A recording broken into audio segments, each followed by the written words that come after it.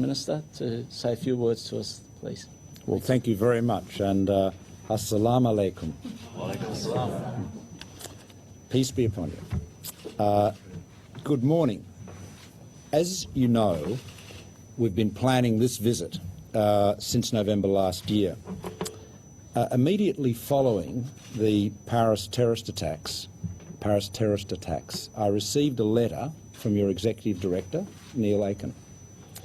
And his letter read, and I'll read it to you.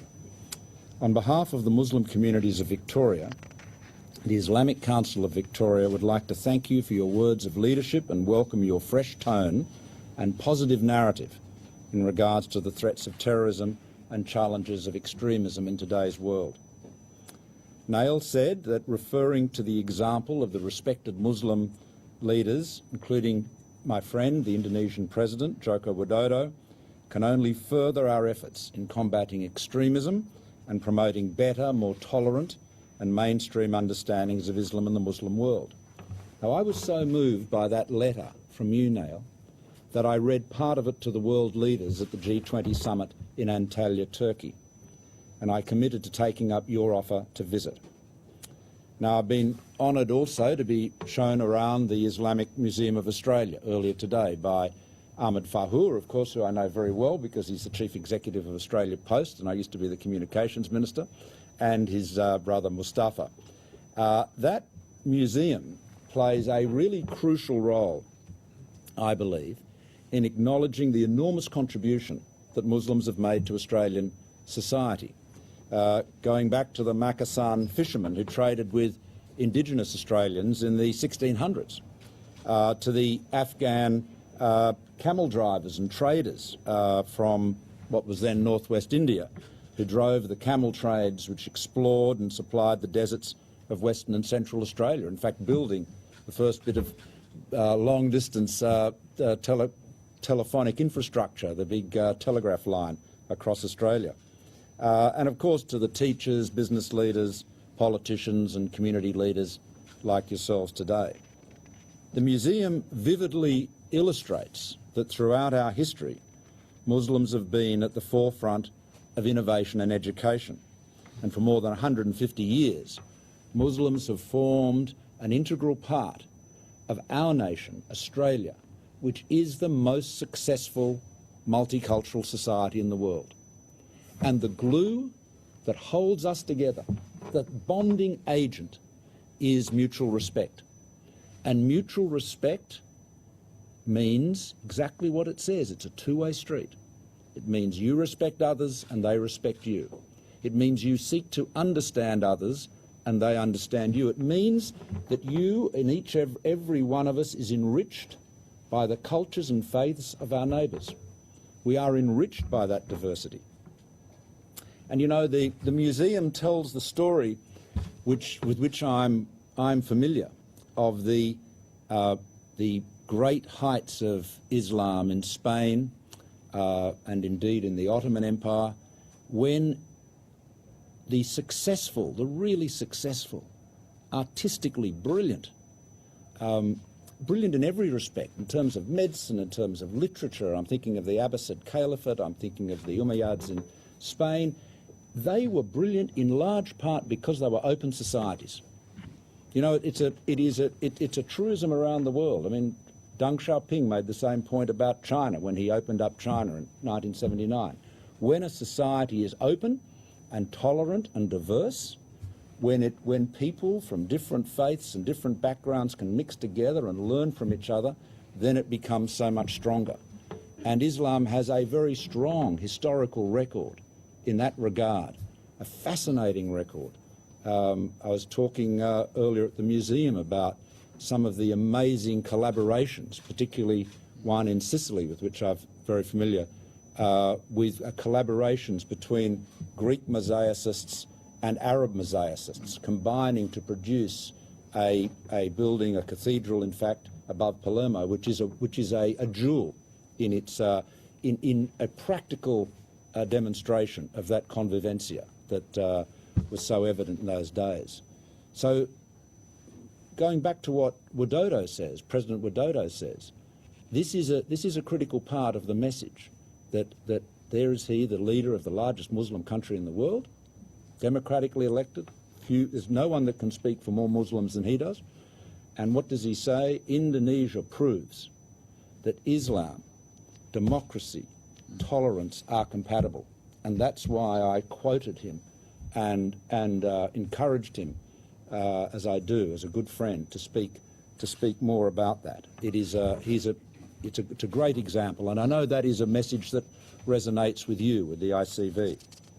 Now, there are 500,000 Muslims, or thereabouts, living in Australia. About 40% were born here, and the rest have migrated from 183 countries. And that's an important thing too, for every Australian to understand that the Islamic world is very diverse. It is found in many cultures and many backgrounds and so forth. It is a global faith, and it represents the diversity of the world. Now, I know that your community feels under pressure. I know that. The horrific acts of a small minority of extremists who defame and blaspheme your faith have cast a dark shadow across the world. These extremists have sought to sow discord by using a perverted interpretation of your religion, of Islam, to inspire hatred between Sunni and Shia Muslims and to drive a wedge between Muslims and non-Muslims. The vast majority of Daesh's victims worldwide have been Muslims. The aim of those extremists is to divide us and to use religion as a vehicle to promote their violent nihilism. And we will not let them win. We won't. I know we won't. And I know you won't. You will be as committed to us, to this common cause of maintaining our solidarity in the face of these terrorists. Because, my friends, the richness of our diversity is our nation's greatest strengths, and we have to protect it and defend it dearly.